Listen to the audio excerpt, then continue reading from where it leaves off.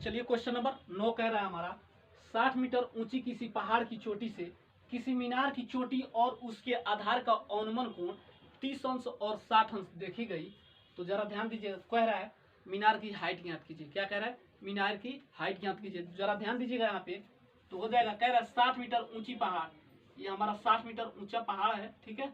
तो कह रहा है किसी मीनार की चोटी, तो मान लीजिए बना लीजिए, तो इसको मिला लीजिए, ठीक। तो कह रहा है इसके आधार, यानी मीनार का जो चोटी है और जमीन की जो आधार है उसका आधार कह रहा है 60 मीटर देखी गई। ये हमारा 60 मीटर है, ठीक है। तो क्या कह रहा है? अनुमान कोण 60 अंश देखी गई, क्रमशः 60 अंश और 30 अंश देखी गई। तो मान लीजिए दोस्तों, एक यहाँ से बना लीजिए हमारा, तो इसको मिला लीजिए, और फिर कह रहा है 30 अंश देखी गई। तो ये हिस्सा हो गया हमारा दोस्तों 30 अंश। जरा ध्यान दीजिएगा, कह रहा है मीनार की हाइट ज्ञात कीजिए। इसी मीनार की हाइट ज्ञात करना है दोस्तों, इसको h मान लें, ठीक। यही हाइट ज्ञात करना है, यानी ऊंचाई ज्ञात करना है। तो दोस्तों इसको x मान लें, ठीक, और इसको y मान लें। तो दोस्तों जब हमारा x ये हो जाएगा और y हो जाएगा, दोस्तों ये कितना हो जाएगा, यहाँ पे लिख लीजिए 60 मीटर। तो दोस्तों ये घट जाएगा, यानी 60 माइनस x यही आके दूरी घट जाएगा, ठीक है। तो जरा ध्यान दीजिएगा, लंब बटा आधार, लंब बटा आधार किसका मान होता है? tan थीटा का। तो जरा ध्यान दीजिए, tan थीटा यानी tan 60 अंश, कोण कितने अंश का बना रहा है? 60 अंश का। तो tan 60 अंश इक्वल टू लंब बटा आधार। अब tan 60 अंश का मान क्या होता है? कहानी में 3 होता है, इक्वल टू लंब हमारा कितना दिया है? 60 बटा आधार कितना दिया है? y माने है ना, आधार y माने है, तो इसको बाई क्रॉस मल्टीप्लिकेशन कर दीजिए। तो ये कितना हो जाएगा? √3y equal to 60। तो y इक्वल टू कितना होगा? ये हो जाएगा आपका 60 बटा √3। अब परमेकरण करा लीजिए यहाँ पे √3 से, ठीक है। अब गुणा में क्या होता है? ऊपर का ऊपर और नीचे का नीचे होता है। तो ये हो जाता है y इक्वल टू 60 √3 बटा 3, 3 दूना 6, ठीक। यानी y इक्वल टू कितना आ गया हमारा? 20 √3। यानी दोस्तों हमारा आधार का मान यानी y का मान कितना आ गया? 20 √3।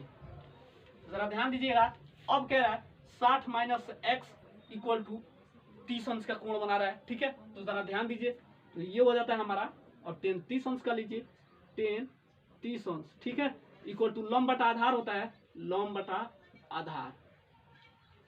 अब जरा ध्यान दीजिए, tan 30 अंश का मान क्या होता है? 1 बटा √3 होता है। कितना होता है? 1 बटा √3 इक्वल टू लंब अब हमारा कितना दे दिया?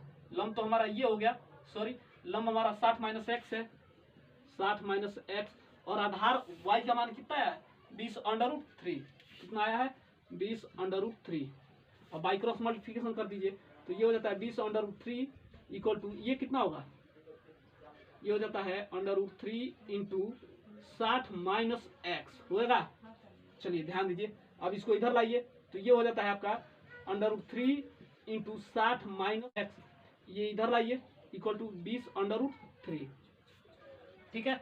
अब क्या करेंगे? यहाँ पे गुणा करा लीजिए डायरेक्ट, तो ये कितना होगा? ये हो जाएगा 60 √3 माइनस ये √3 एक्स इक्वल टू 20 √3 होएगा। अब माइनस को इधर लाइए, माइनस √3 एक्स इक्वल टू, अब इसको इधर लाइए, तो ये हो जाता है माइनस 20 √3, ठीक, माइनस 60 कितना होगा? 60 √3 होगा। यहाँ पे आप ध्यान दीजिए, ये माइनस √3 एक्स इक्वल टू, ये घट जाएगा तो कितना होगा? माइनस 40 √3 एक्स, ठीक। अब यहाँ ध्यान दीजिए, माइनस से माइनस कैंसिल, √3 एक्स से √3 एक्स कैंसिल, तो कितना बचा? 40 मीटर। ये हमारा आंसर होगा दोस्तों। मतलब मीनार की हाइट कितना है? 40 मीटर। चलिए क्वेश्चन नंबर 10 देखा जाए। दोस्तों मैं बता दूं, ये क्वेश्चन पिछली बार यूपी बोर्ड में बना भी था। ये बहुत ही शानदार क्वेश्चन है, ध्यान दीजिएगा। क्वेश्चन कह रहा है भूमि से 60 मीटर ऊंची पर एक पतंग उड़ रही है, ठीक है। भूमि से 60 मीटर ऊंची एक पतंग उड़ रही है। फिर कह रहा है पतंग में लगी डोर को अस्थायी रूप से भूमि के एक बिंदु से बांध दिया गया है। भूमि के साथ डोरी का झुकाव 60 अंश है, भूमि के साथ डोरी का झुकाव 60 अंश है। यह मानकर कि डोरी में कोई ढील नहीं है, डोरी की लंबाई ज्ञात कीजिए। क्या कह रहा है? डोरी की लंबाई ज्ञात कीजिए। जरा ध्यान दीजिएगा, कह रहा है भूमि के साथ 60 मीटर ऊंची पतंग उड़ रही है। मान लीजिए भूमि के साथ ये 60 मीटर ऊंची पे है, तो क्या कह रहा है, पतंग उड़ रही है और अस्थायी रूप से भूमि के एक बिंदु से बांध दिया गया है। मान लीजिए दोस्तों भूमि का यह एक बिंदु है, इसके साथ डोरी को बांध दिया गया है। ठीक है, जरा ध्यान दीजिएगा। फिर कह रहा है भूमि के साथ डोरी का झुकाव 60 अंश है। यह जो भूमि के साथ डोरी का जो झुकाव है इसका 60 अंश झुकाव है। ठीक है, फिर क्या कह रहा है, डोरी की लंबाई ज्ञात कीजिए। यही जो डोरी है दोस्तों, इसी का लंबाई ज्ञात करने के लिए दोस्तों कह रहा है। तो इसको हम एल मान लेते हैं। क्यों, इसको हम एल मान लेते हैं। तो जरा ध्यान दीजिएगा। अब ये हो गया लंब बटा कोण। लंब बटा कोण किसका मान होता है, साइन थीटा का मान होता है। तो जरा ध्यान दीजिएगा, साइन 60 अंश, थीटा के जगह पे 60 अंश इक्वल टू लंब बटा कोण। लंब बटा कोण हो गया। अब यहाँ ध्यान दीजिए, साइन 60 अंश का मान क्या होता है, कणी में 3/2 क्या होता है, कणी में 3/2 होता है, इक्वल टू लंब हमारा दिया है दोस्तों कितना, 60 मीटर। कितना दिया है, 60 मीटर अपान कोण कितना दिया है, एल। लंबाई हमसे पूछ रहा है ना। अब बाई क्रॉस मल्टीप्लिकेशन कर दीजिए, तो ये हो जाएगा आपका √3L इक्वल टू 60 गुना 120, ये हो जाएगा 120। अब L को बाहर निकालिए, L इक्वल टू 120 बटा √3। अब यहाँ परमेकरण करा दीजिए आप, तो √3 से आप परमेकरण करा दें, √3। अब गुना में क्या होता है, ऊपर का ऊपर और नीचे का नीचे होता है।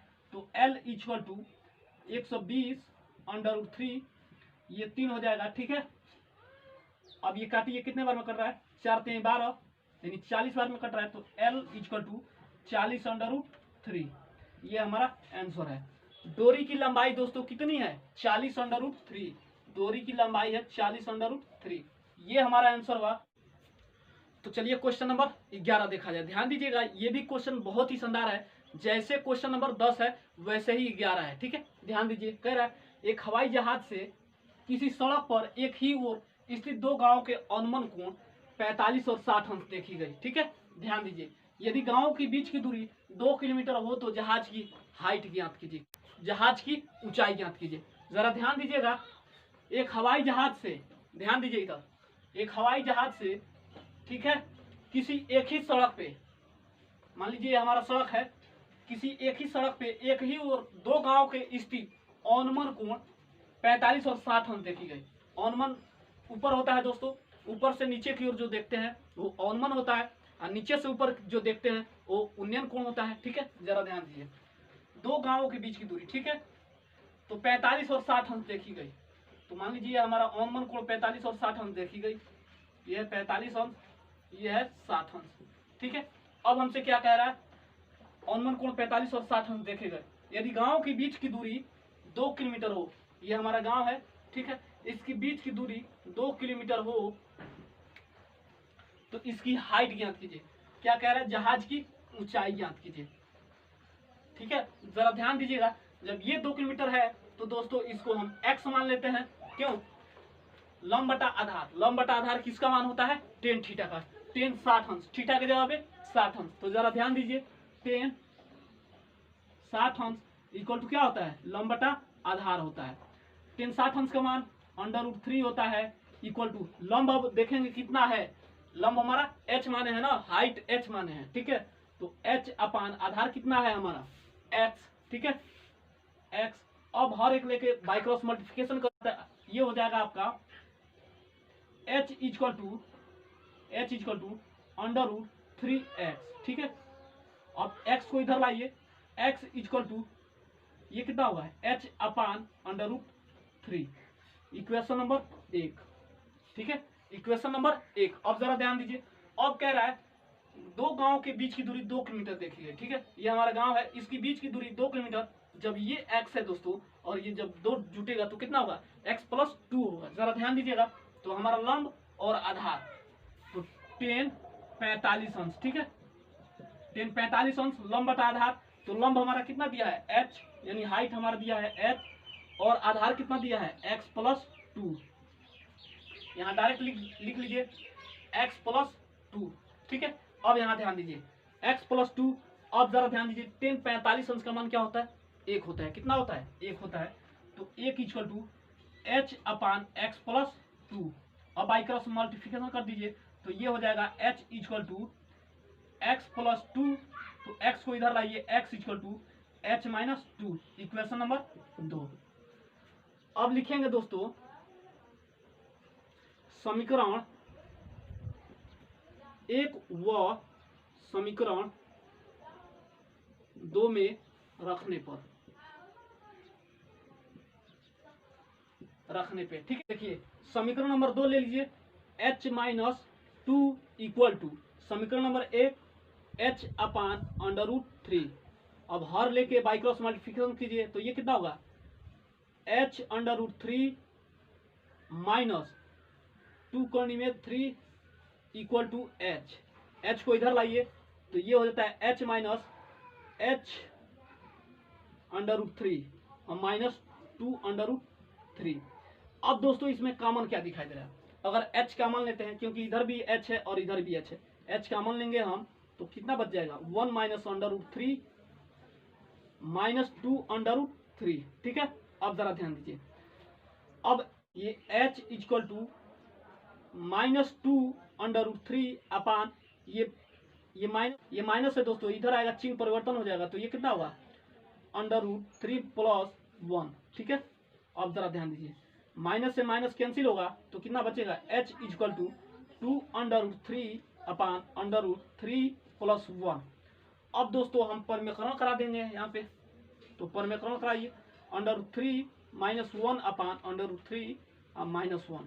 अब गुणा में क्या होता है, ऊपर का ऊपर और नीचे का नीचे होता है, तो h इक्वल टू ये कितना हो जाएगा, 2 अंडर रूट 3 इंटू कोष्ट में होगा अंडर रूट 3 माइनस 1 अपान, यहाँ ध्यान दीजिए पहले कोष्ट में जोड़ा है और दूसरे कोष्ट में घटाया, तो ये हो जाता है अंडर रूट 3 का स्क्वायर माइनस 1 का स्क्वायर। अब यहाँ ध्यान दीजिए, अब h equal to 2 under root 3 into कोष्ट में अंडर रूट 3 माइनस 1 अपान, यहाँ अंडर रूट 3 का वर्ग है दोस्तों, एक जब वर्ग टूटेगा तो अंडर रूट भी टूटेगा, तो 1 3 बाहर निकलेगा, माइनस 1 का स्क्वायर 1, तो माइनस कर दीजिए, h equal to 2 under root 3 into कोष्ट में अंडर रूट 3 माइनस 1 अपान 2 से 2 कैंसिल, तो कितना बचा हमारा, h equal to under root 3। अब इसका गुणा इसमें डायरेक्ट करा लीजिए, तो under root 3 plus under root 3 minus 1, ठीक है, हमारा 2 ही बचा है, ठीक है। तो अब इसका गुणा कराइए, h इक्वल टू ये अंडर रूट है, यहाँ भी अंडर रूट है, जब यहाँ गुणा कराएंगे दोस्तों तो क्या होगा, 1 3 बाहर निकलेगा, प्लस इसका गुणा इसमें करा दीजिए तो अंडर रूट 3, ठीक है। तो h equal to 3 plus under root 3 का मान कितना होता है, 1.732 होता है, कितना होता है, 1.732 होता है। अब इसको जोड़ दीजिए, h इक्वल टू 3 1 4 यानी 4.732, ये हमारा आंसर है। ये बहुत ही शानदार